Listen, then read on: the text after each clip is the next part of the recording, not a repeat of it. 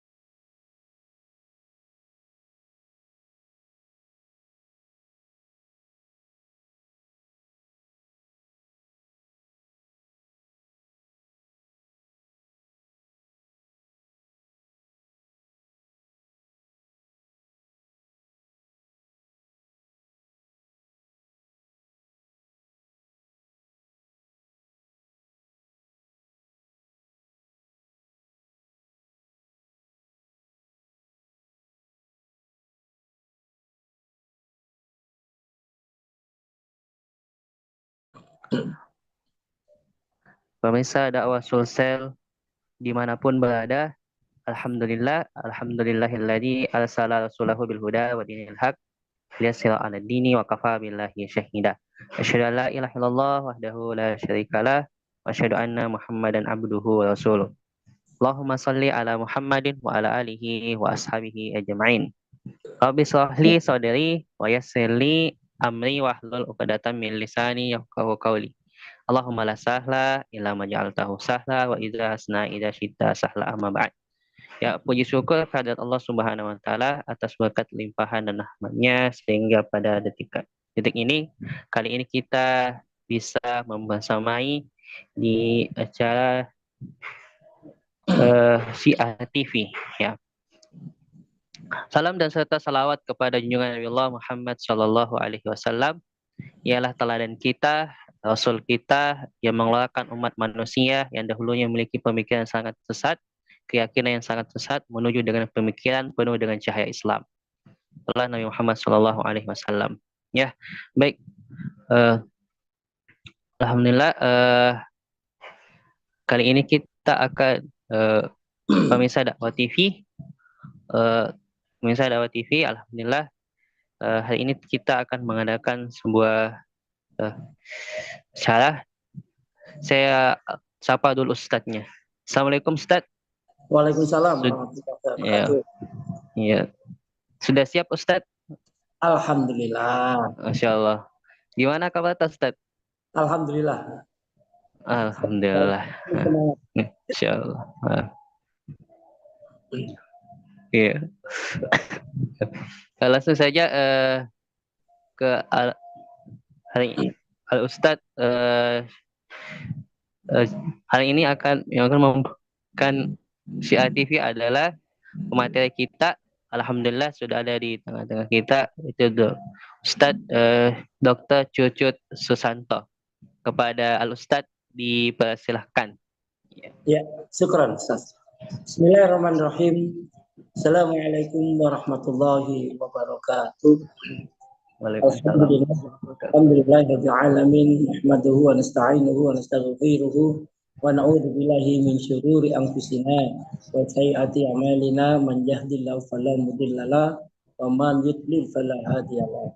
Asyhadu an la ilaha illallah wahdahu la syarikalah wa asyhadu anna Muhammadan abduhu wa rasuluhu la nabiyya ba'da. Allahumma shalli ala sayyidina Muhammad wa ala alihi sayyidina Muhammad wa ba'd. Alhamdulillah, nikmatillah wa syukrulillah. Marilah kita semua pemirsa syiar dakwah sulsel yang insyaallah rahmat dan diridai Allah Subhanahu wa taala. Kita tidak bosan-bosannya setiap hari, setiap saat untuk senantiasa mensyukuri nikmat-nikmat yang diberikan Allah kepada kita. Yang dimana dengan mensyukuri nikmat Allah, dengan merasa cukup apa yang diberikan Allah kepada kita, maka kita ini bisa selalu bertambah nikmatnya. Dan akum walain kafartum inna adzabi lasadid. Barang siapa yang mensyukuri nikmat itu kata Allah, maka akan ditambah kenikmatan itu terus menerus.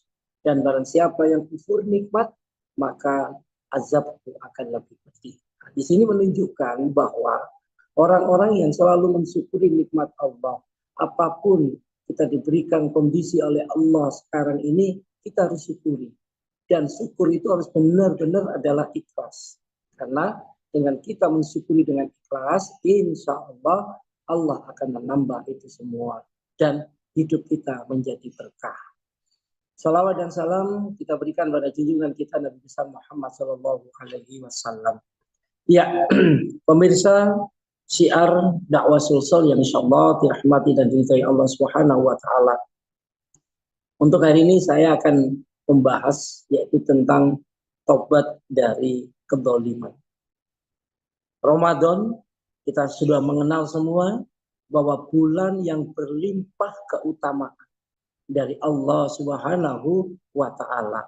Selain rahmat dan pahala yang berlipat-lipat. Dengan rahmat dan pahala itu kita semua dalam hidup ini insya Allah akan berkah. Selain itu, Allah Subhanahu wa taala juga memberikan limpahan ampunan kepada hamba-hambanya yang beriman dan juga selalu istiqomah dalam beramal soleh. Karena itulah Ramadan ya juga biasanya disebut dengan bulan ampunan atau syahrul maghfirah.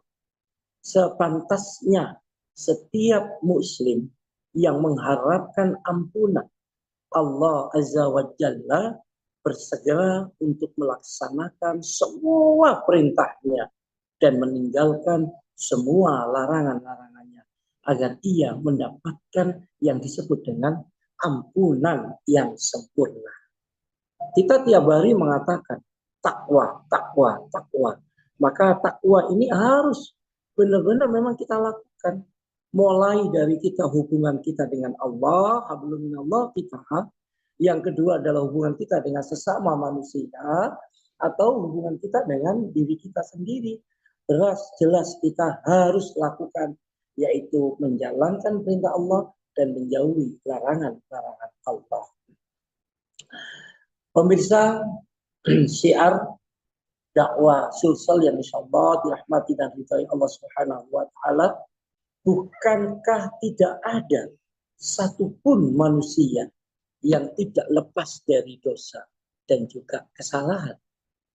Janji pengampunan dosa selama Ramadan ya itu disampaikan oleh Rasulullah Shallallahu Alaihi Wasallam dalam sabdanya hadis riwayat Bukhari Muslim yang bunyinya adalah man shoma ramadhana imanan wahtisaban ghufira lahu ma taqaddama min dam. Di situ dijelaskan man shoma siapa saja ya dikatakan siapa saja. Jadi tidak melihat ini adalah orang miskin, orang kaya, pokoknya siapa saja manusia.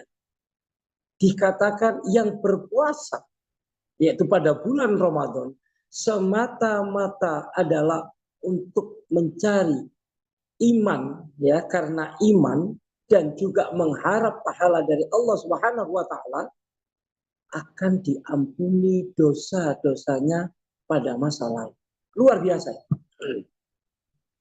Dan di mana ini Rasulullah ya bukan manusia biasa, bukan seperti andaikan sekarang ini ya, tapi Rasulullah ini sudah berjanji melalui dalam arti adalah dalam hadisnya itu sudah jelas bahwa siapa saja yang berpuasa pada bulan Ramadan ini karena dia itu adalah iman dan juga mencari ridho Allah, maka dosanya yang masa lalu akan diampuni oleh Allah Subhanahu wa taala. Ini harus kita perhatikan, kesempatan bagi kita. Karena itu merugilah kita ini pemirsa syiar dakwah sulsel yang insyaallah dirahmati Allah Azza wa Jalla, yang melewati bulan Ramadan ini tanpa yaitu mendapatkan ampunan dari Allah Azza wa Jalla. Sudah diperingatkan dalam hadis-hadis yang lainnya juga, yang dimana Rasulullah Shallallahu Alaihi Wasallam di dalam hadis Al-Bukhari di situ dijelaskan, qala li Jibril rahimah anfu abdi dakhala alaihi Ramadan falam yughfar lahu fakultu amin.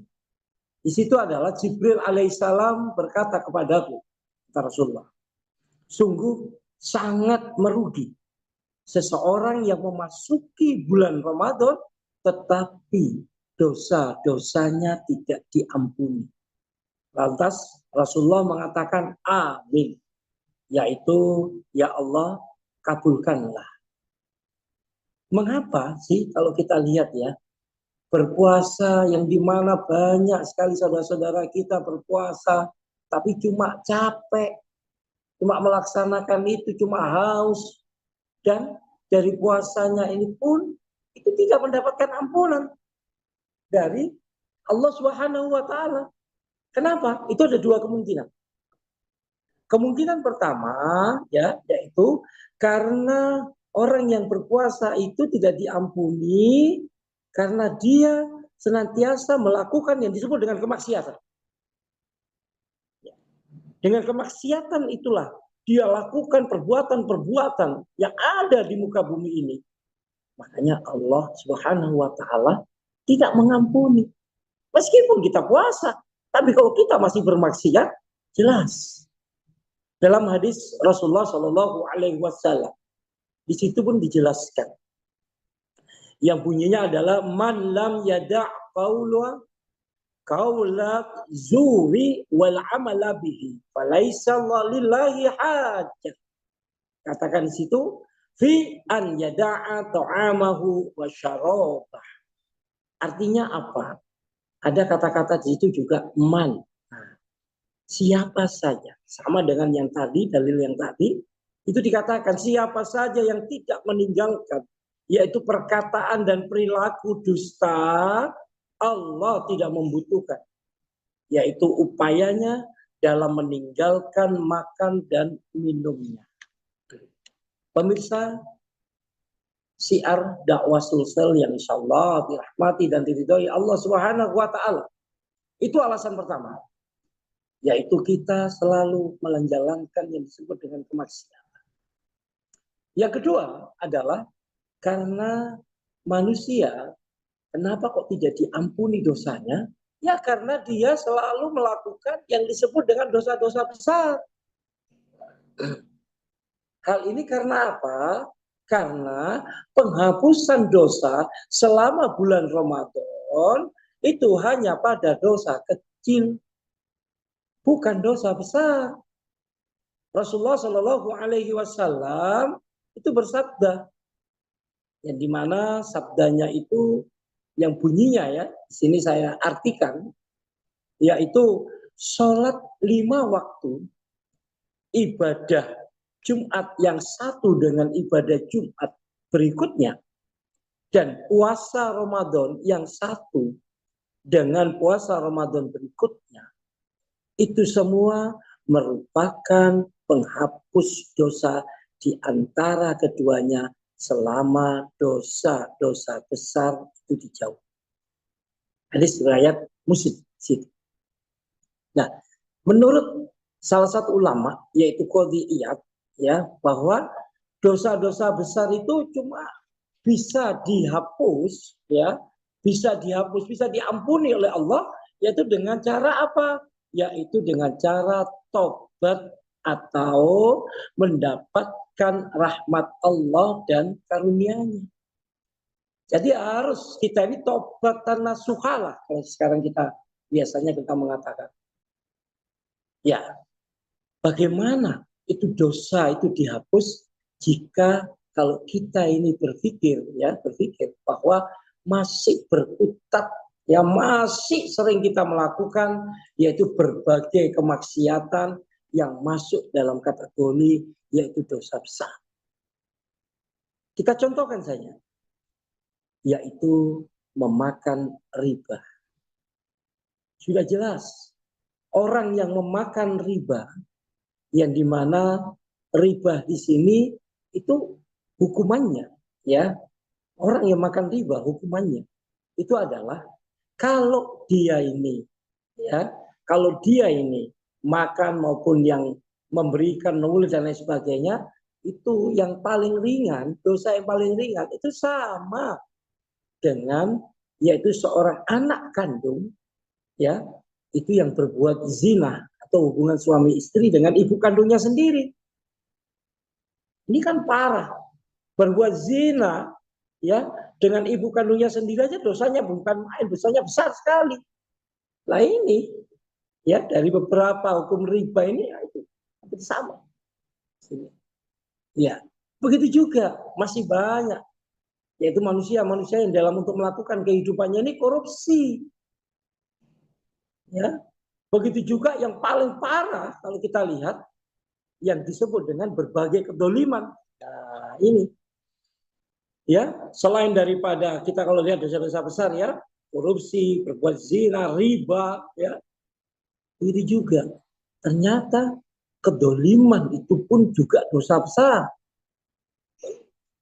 Pemirsa siar dakwah Sulsel yang insya Allah dirahmati dan diridhoi Allah Subhanahu wa Ta'ala, yang dimana salah satu dosa besar itu kalau kita lihat itu sudah diperingatkan oleh Allah Subhanahu wa Ta'ala, yaitu apa tadi saya katakan, yaitu perbuatan dolim. Dalam firman Allah yang berbunyi Bismillahirrahmanirrahim, wa kadzalika akhdhu rabbika idza aqadzal qura wa hiya zalimah inna akhdahu alimun syadid. Di situ dijelaskan, yaitu begitulah siksa Tuhanmu jika dia menyiksa penduduk negeri-negeri yang berbuat zalim, sungguh siksanya sangat pedih dan sangat berat. Jadi di sini, yaitu pemirsa siar dakwah Sulsel, kalau kita perhatikan bahwa orang-orang yang senantiasa itu berbuat zalim terhadap masyarakatnya, berbuat aniaya terhadap masyarakatnya, mendolimi bawahannya, itu sudah dosanya besar sekali dan Allah tidak mengampuni dosa tersebut. Nah, kita harus ingat bahwa tidak ada yang bisa lolos dari balasan Allah, yaitu perbuatan-perbuatan dolim itu di dunia. Nabi Shallallahu Alaihi Wasallam sampai kalau kita lihat, ya, mengingatkan kepada kita bahwa hewan-hewan saja, ya, hewan-hewan saja itu diberi kesempatan untuk membalas perlakuan buruk yang mereka terima di dunia dari sesama binatang. Bayangkan, ya, sesama binatang pun di sini. Nah, yang dimana dalam dalil itu dalam hadis Rasulullah Shallallahu Alaihi Wasallam sudah jelas, ya, di situ dikatakan yaitu latu ad-dunnal huquqa ila ahliha yaumal qiyamah hatta yuqada lisyatil jalha'i minasyatil Qur'an. Dikatakan korna, yang terakhir situ katakan. Apa situ bunyinya? Dalam artinya apa? Yaitu sungguh pada hari kiamat nanti semua hak akan dikembalikan kepada pemiliknya.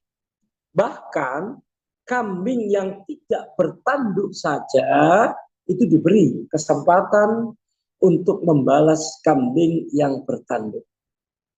Itu hadis riwayat yaitu Muslim. Nah, karena itu manusia yang berbuat dolim selama hidupnya itu tidak boleh merasa aman, ya, mereka tidak akan bisa lolos dari hisab dan balasan Allah Subhanahu wa taala pada hari kiamat kelak.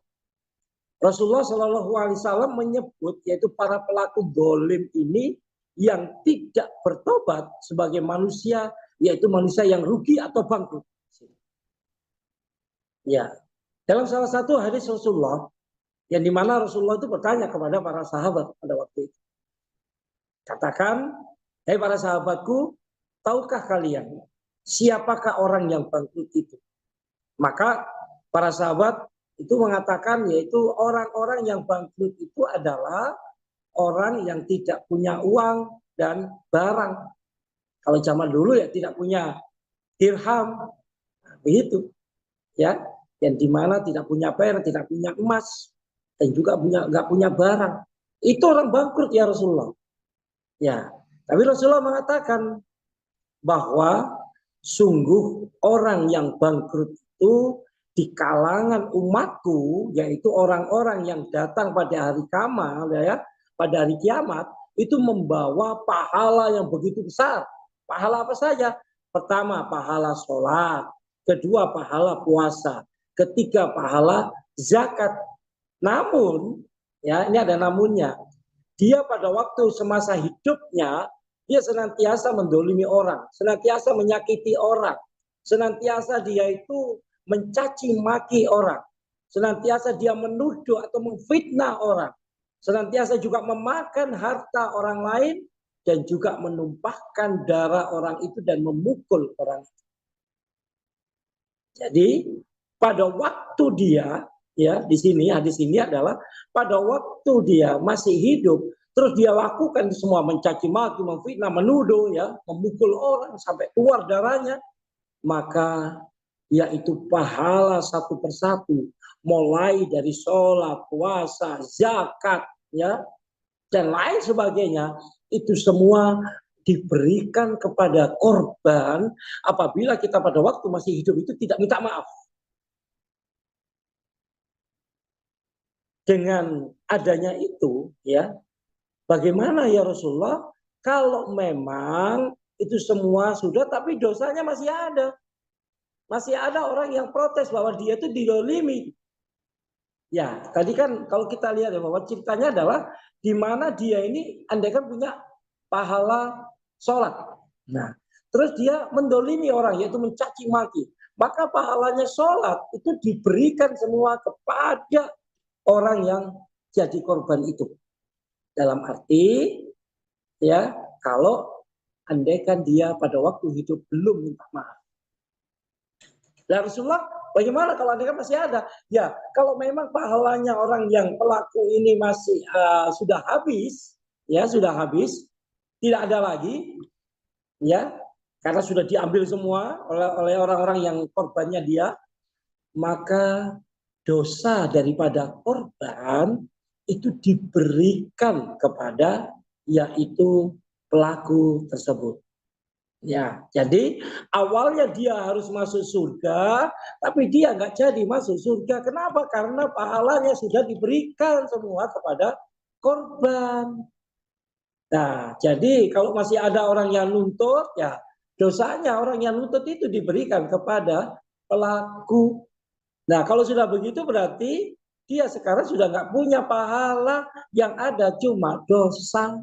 Nah, itulah kata Rasulullah adalah orang-orang yang menjadi hidupnya atau menjadi pada waktu di akhirat kelak, yaitu orang yang bangkrut atau rugi. Pemirsa, syiar dakwah Sulsel yang insyaallah dirahmati dan diridhai Allah Subhanahu wa taala. Bahaya daripada kedoliman, yang dimana kedoliman yang dilakukan oleh penguasa ini benar-benar sebenarnya kalau saya contohkan di sini, ya, yang dimana kedoliman itu sangat besar sekali dosanya. Ya saya contohkan saja, yaitu tentang yang dimana akan ada mengatakan bahwa kenaikan tarif sejumlah ruas jalan tol. Itu ruas jalan tol akan naik terus di situ.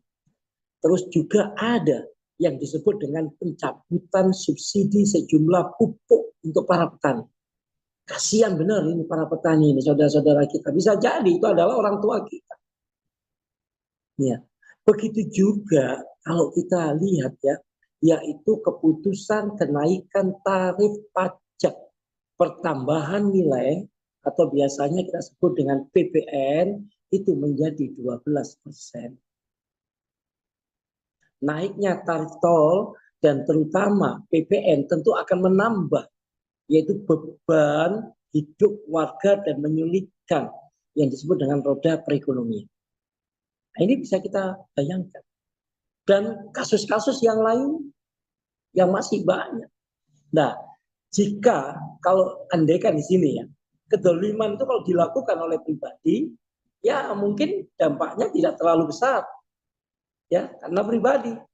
Tapi jika kedoliman itu dilakukan oleh seorang pimpinan atau penguasa terhadap kenabuannya atau rakyatnya, maka dampaknya itu sangat luar biasa. Padahal kekuasaan itu adalah amanah yang harus sebenarnya ya semestinya itu digunakan untuk memenuhi hak-hak rakyat dan berlaku adil pada mereka. Pemirsa syiar dakwah sosial yang insya Allah dirahmati dan diridhai Allah Subhanahu wa Ta'ala. Berbicara tentang keadilan, maka dalam firman Allah dalam surat An-Nisa di situ dijelaskan. Bismillahirrahmanirrahim. Innallaha ya'murukum an tu'addul amanati ila ahliha wa idza hakamtum bainan nasi an tahkumu bil adl. Di situ dijelaskan yang dimana sungguh Allah menyuruh kalian memberikan amanah kepada orang yang berhak menerimanya. Allah pun menyuruh kalian jika menetapkan hukum di antara manusia agar kalian adil, berlaku adil. Nah, alhasil di sini ya puasa kita atau puasa para pelaku kedoliman itu bisa sia-sia jika mereka tidak menghentikan kedoliman itu. Harus kita ketahui bersama, menggunakan atau menggugurkan dosa-dosa kedoliman itu juga tidak bisa dilakukan hanya sekedar dengan mengatakan atau berkata istighfar, melainkan haruslah kita bertobat dengan taubatan nasuha. Caranya apa? Dengan mencabut semua kebijakan yang telah mendolimi rakyat, mengembalikan hak rakyat yang telah teraniaya, lalu menggantikan sistem yang berlaku dengan sistem syariat Islam. Demikian yang bisa kami sampaikan. Akhiri kalam. Assalamualaikum warahmatullahi wabarakatuh. Saya kembalikan pada Ustaz Riyad. Iya. Ya, syukur ya sekolah Ustaz atas materinya. Alhamdulillah sudah sangat luar biasa pemaparannya mulai dari pertama sampai terakhir, Masya Allah ya. Ya baik, untuk para pemirsa dakwah sosial TV, bagi pemirsa yang ingin bertanya silakan tulis di chat kolom komentar.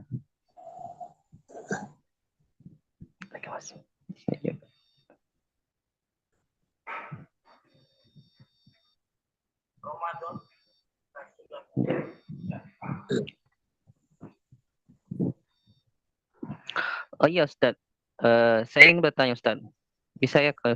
Iya. Iya.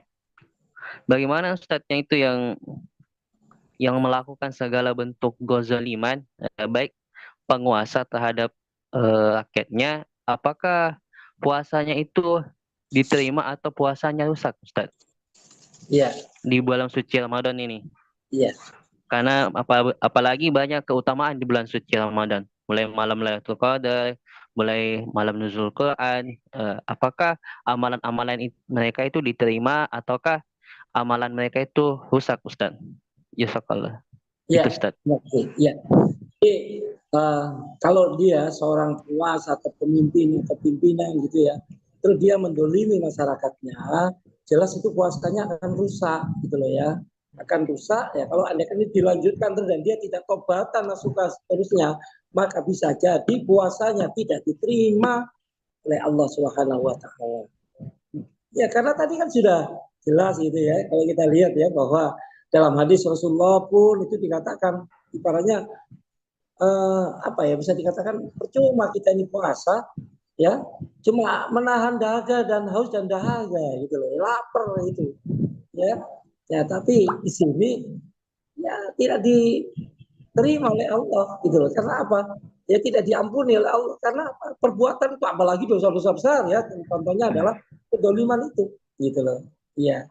Jadi itu Sasrian.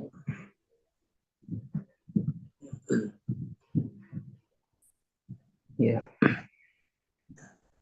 Baik, untuk pemirsa dakwah sosial TV yang ingin bertanya silakan di chat kolom komentar.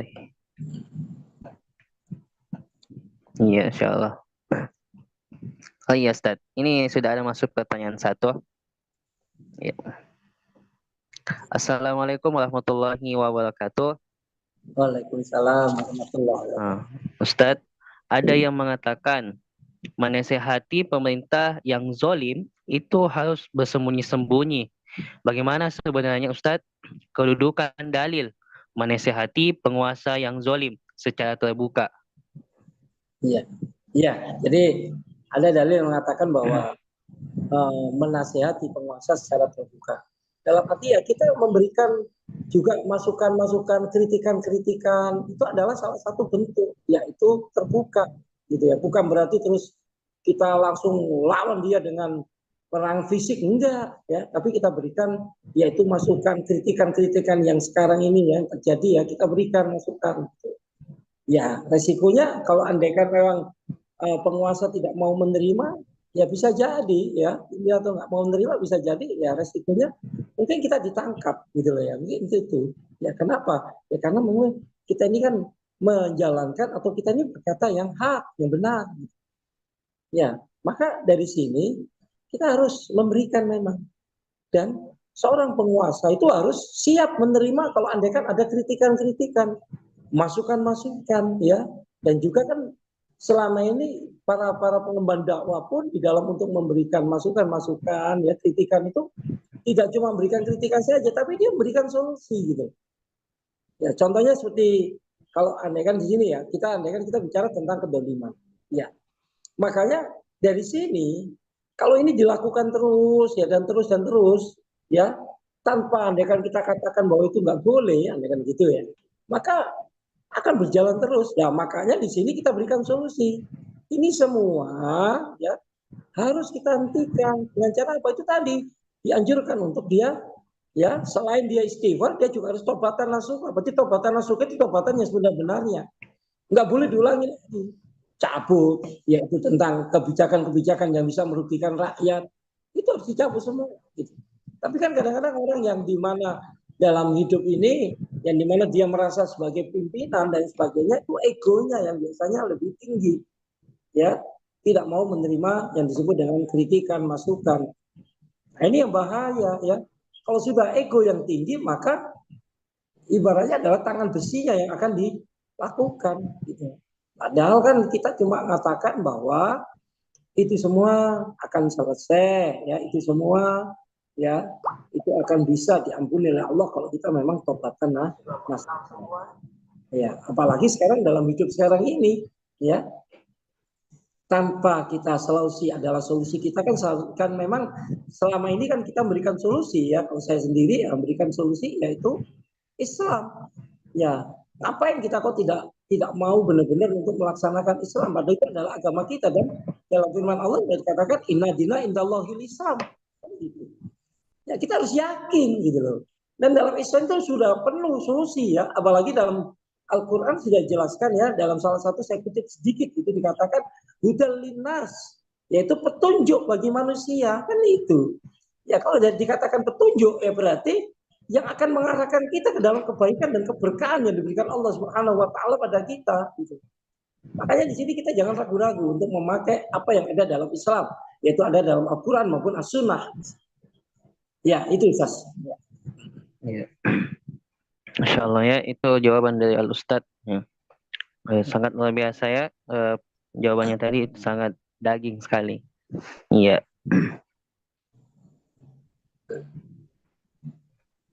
Oh iya Ustaz, saya ingin bertanya lagi Ustaz nih. Apakah ada contoh misalnya mengkritik penguasa di zaman dahulu seperti para sahabat ataukah ada seperti alim ulama terdahulu? Apakah ada contohnya Ustaz? Bisa diberikan supaya eh, kita lebih paham Ustaz. Iya. Iya, kalau contoh-contoh saya banyak ya, banyak. Cuma kalau kita lihat ya bahwa para penguasa dulu itu siap untuk menerima apapun kritikan yang diberikan oleh para pengikut atau para rakyatnya lah gitu ya. Banyak sekali kasus-kasus itu tentang itu, tapi di sini setiap apapun yang diberikan ya kritik terhadap penguasa, maka dia terima, ya dia terima. Dan dari sini dengan adanya ya sampai-sampai itu ya, kalau pernah saya dengar dan pernah saya baca itu seperti contoh Umar bin Abdul Aziz, ya itu kan salah satu khalifah ya, pemimpin Islam pada waktu itu, seorang imam besar ya, maksudnya seorang khalifah itu yang dimana dia itu sangat benar-benar pada waktu dia terpilih sangat takut sekali gitu loh, sangat takut sekali dalam arti kalau andaikan dia untuk kepemimpinannya itu sampai merugikan rakyat. Ya kita bisa bayangkan sampai-sampai pada waktu itu yang dimana istri daripada Umar bin Abdul Aziz ini itu menerima yaitu peti lah saya katakan gitu ya, atau hadiah-hadiah yang dari kalangan masyarakat atau orang-orang pengusaha-pengusaha pada waktu itu. Tapi apa yang terjadi di sini? Itu dia takut dia daripada dia nanti akan dapatkan salah satu hal yaitu apa namanya dosa atau azab yang diberikan Allah ya, makanya dia tinggalkan. Ya, maksudnya disuruh istrinya sampai bahasa kasarnya begini, kamu memilih saya sebagai suamimu atau kamu tinggalkan. Dalam arti adalah itu yang itu semua ya kau berikan kepada yaitu para fakir miskin ya yang hadiah-hadiah itu, atau ya kalau enggak kau berikan maka bisa jadi kita pisah. Nah, gitu. Wah, akhirnya apa? Ini istrinya ini mengatakan, ya Allah, ya Imam, ya Khalifah, saya tetap akan selalu setia mendampingimu. Akhirnya apa? Hadiah-hadiah ini semua diberikan. Begitu juga pernah kejadian salah satu pemimpin gitu ya, itu diperingatkan. Ya, saya lupa namanya, itu seorang pemimpin yang dimana dia itu orang kaya. Ini orang kaya dia, sekaya-kayanya di daerah itu. Nah, akhirnya dia didatangi oleh seorang, terus seseorang ini itu mengetuk pintu daripada yaitu orang kaya ini, karena pada waktu itu orang kaya ini itu telah dia mengadakan namanya pesta besar, gitu ya, dengan pesta dugem lah kalau orang sekarang ini, ya, yang dimana dia karena sebagai orang kaya dia tunjukkan semua, dia undang semua untuk mengadakan pesta, yang dimana pestanya itu ya seperti begitu, minum dan lain sebagainya. Akhirnya di sini tamu ini dia datang terus ditemui oleh pembantunya. Apakah itu namanya si A, kan gitu ya, namanya si A. Dia bilang iya benar. Apakah dia sebagai seorang hamba atau sebagai seorang manusia? Maksudnya dia sebagai orang pribadinya. Dia katakan ya dia sebagai orang pribadi karena dia orang kaya, ya begitu. Ya akhirnya tolong sampaikan kepada yaitu majikanmu. Akhirnya disampaikan pada anak buahnya dia, pembantunya ini pada majikannya. Pada waktu itu dengan kata-kata apakah Anda ini seorang hamba ya atau berdiri sendiri? Apa yang dikatakan? Dia katakan langsung dia termenung dan dia merasa bahwa ya Allah, selama ini saya ini adalah bukan seorang hamba. Ya, makanya dari sini ya akhirnya dia termenung dan dia akhirnya ditinggalkan semua kehidupan dunianya itu, dia akhirnya berguru ke salah satu tempat negara dan dia menjadi ulama besar pada waktu itu.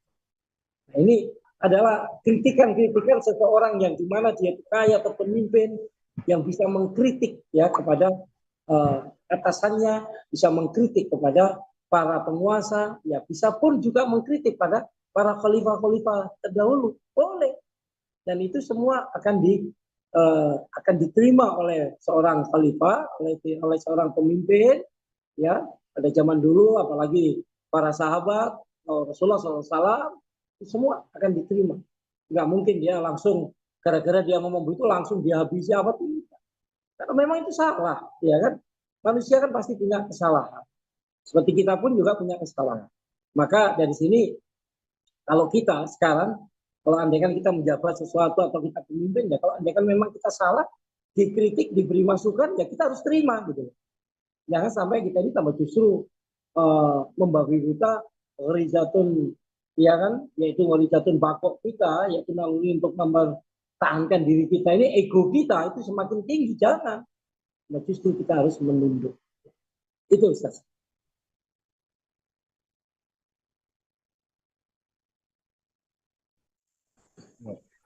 Insya Allah ya. Luar biasa jawabannya tadi. Iya. Bagi pemirsa yang ingin bertanya, silakan masih ingin bertanya, silakan chat di kolom komentar. Kami masih ada waktu sekitar 3 menit.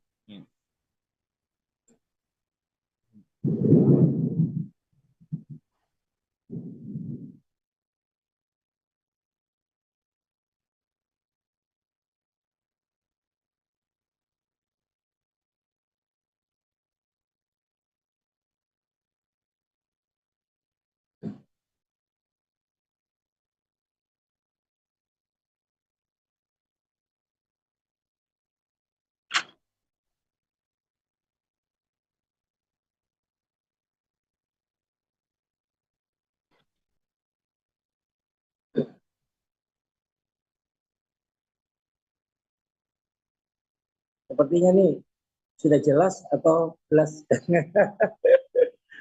Ya, atau masih menulis Iya, nih? iya, Ustaz. Sudah jelas sekali Ustaz tadi ya. Jawab jawabannya tadi Ustaz. Ya. Hmm, iya. Di mata hujan Ustaz. Iya, iya. Hujan Hujan di sini Ustaz. Iya. di studio ini hujan. Ya, keberkahan nih. Hujan berkah. Alhamdulillah.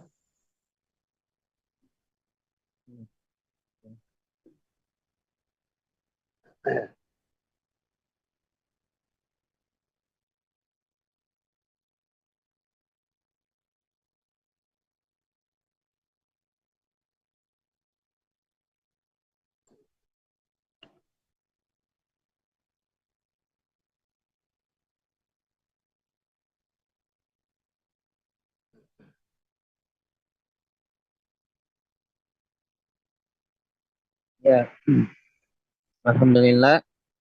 Sepertinya sudah tidak ada lagi pertanyaan di chat kolom komentar.